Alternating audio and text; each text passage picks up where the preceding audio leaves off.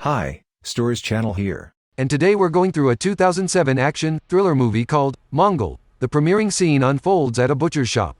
He cuts some meat and the cameras take us to the scenery of the entire town. After the movie intros, a little monk in training talks to an unidentified person in the shadows. He mocks him and runs away childishly. The next scene shows a group of travelers toiling through the searing desert and deciding to camp at a settlement for the night. They walk through the land and are greeted by someone living there.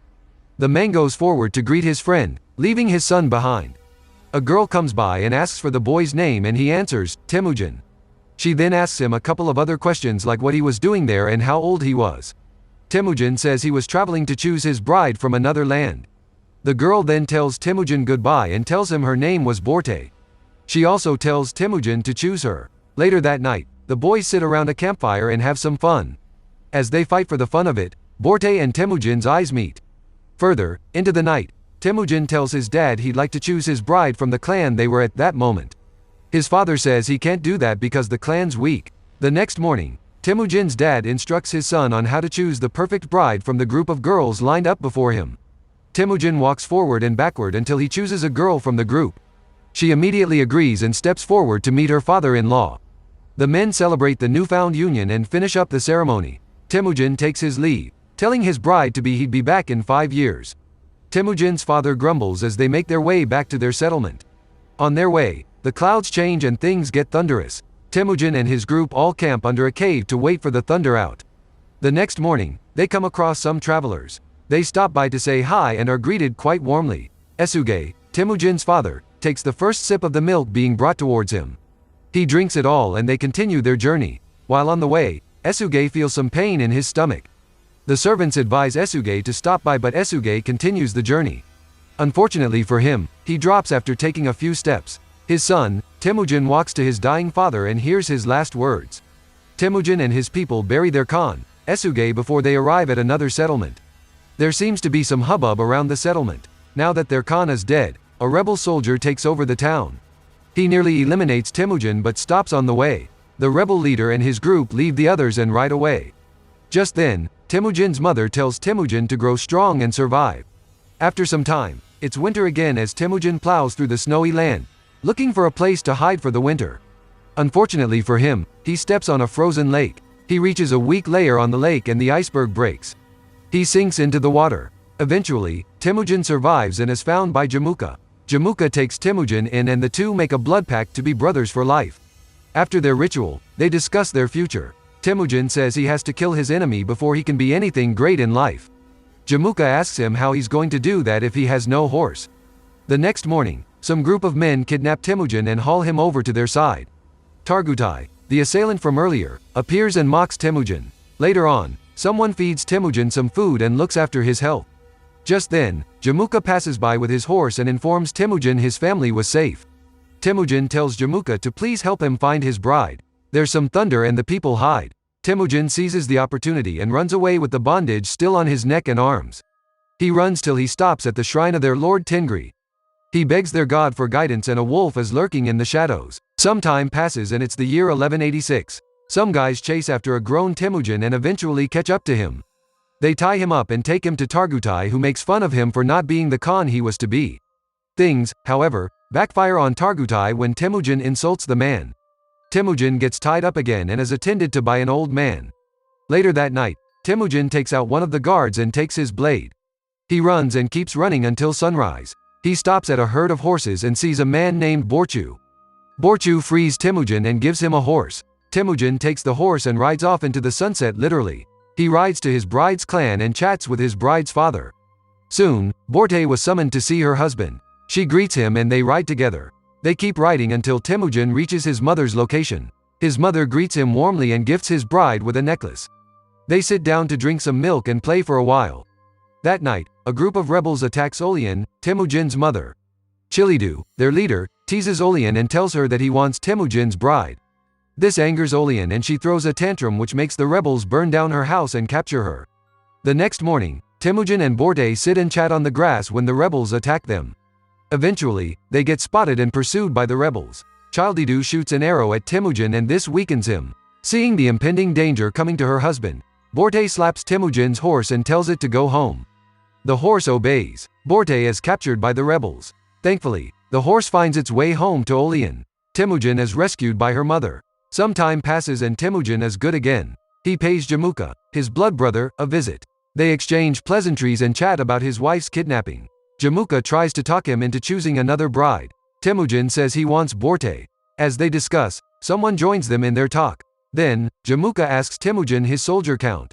After finding out it was next to none, Jamuka decides to help him out and tells him not to tell anyone they went to war over a woman. The next scene shows Temujin and Jamuka with some soldiers riding in Merkit territory. They get ambushed and attacked. They fight through thick and thin until Temujin finds his bride, Borte. They hug and return to base. That night, Temujin, Jamuka, and his crew all sit by a campfire and joke about stuff. Jamuka asks Temujin to stay with him but he says he's better off alone. Later on, Temujin is called upon to split the spoils of their victory. He shares things fairly amongst the people and they cheer him on. Someone then tries to poison the mind of Jamuka against Temujin. Thankfully, it doesn't work. The next morning, Temujin wakes up early and meets with his bride. They discuss some personal matters and they both decide to leave Jamuka to prevent a power struggle between them. Later on, Jamuka wakes up to find out Temujin is gone. Jamuka finds out 2 of his men left with Temujin. He rides off and meets Temujin with 2 of his men. The 2 of them have a mini fallout and Jamuka leaves Temujin be. Later on, Temujin men attack another group in the snowy mountains. The intruders were trying to steal Temujin's horses. One of them gets eliminated and the men return to Temujin. After explaining things to Temujin, Temujin wonders the best way forward. Back in Jamuka's place, he sharpens his knife as Targutai comes to seek his help to defeat Temujin. Jamuka leaves his request unanswered and shaves some part of his hair. Later on, Temujin gets ambushed by Jamuka and his men. He then decides to stand back and fight his blood brother. They set things in place and tell a portion of his men to protect their families at all cost. Temujin says goodbye to his wife, Borte, and faces his enemy. Jamuka arrives and the war begins. Temujin slays a couple of enemies and gets captured. That night, Jamuka tells Temujin to beg him for mercy. Temujin, however, stands his ground like a man and tells him he can't beg anyone to let him live. Jamuka declares Temujin as his slave. The next morning, Temujin helps his wounded comrade up as they walk through the harsh desert tied up as prisoners. Temujin gets unruly and is punished for his acts. Eventually, they get to a settlement in the desert and set camp. They showcase their prisoners as slaves to passers-by. A man stops by and asks for the price of Temujin. His monk advises him not to buy Temujin but he does so. In his prison, Temujin watches as the prisoners talk about him. Later during that same day, some people make fun of Temujin. Then, there is rain. The merchant's monk from earlier stops by and begs Temujin to save his monastery when the time comes to attack that settlement.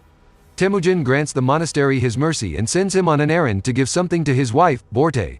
The monk accepts the mission and begins his journey. He reaches his destination and gives Borte the gift from Temujin. Unfortunately, however, the monk meets his end there. The people give him a proper burial and Borte asks a man to help her with a carriage to her husband's location. After several days of toiling through the desert, Borte finally gets to Temujin. She disguises herself to blend in but sees her husband in the prison set above the city.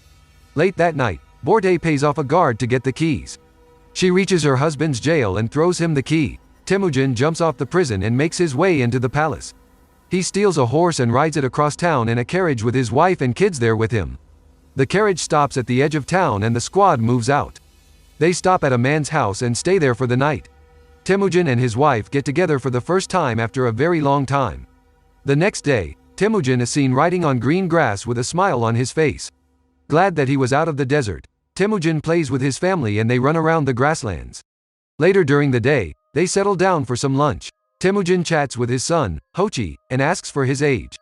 Hochi tells his father he's 10 years old and Temujin marvels. After a little while, Temujin tells his wife goodbye and leaves them to fight the Mongols.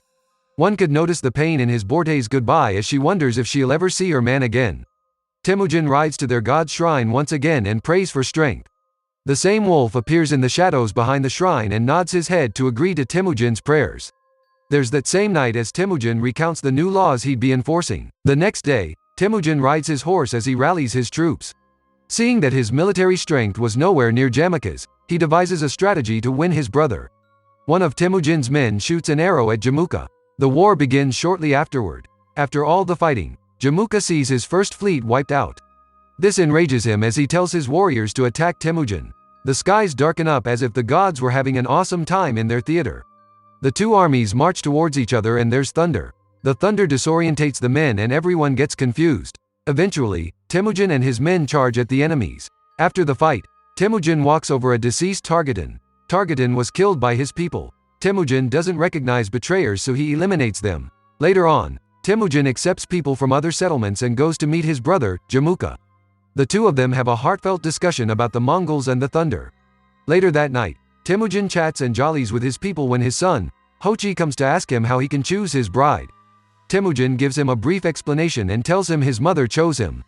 Later on, Temujin and his wife, Borte, are at a cliff, discussing how their lives have been a life of traveling and adventures. Temujin suits up and tells his wife that he has to finish some business before finally resting with her. Borte frowns at this but understands. The movie ends as the scenery of the monastery is shown. Thankfully, it wasn't destroyed by the revolution. Thanks for watching, guys.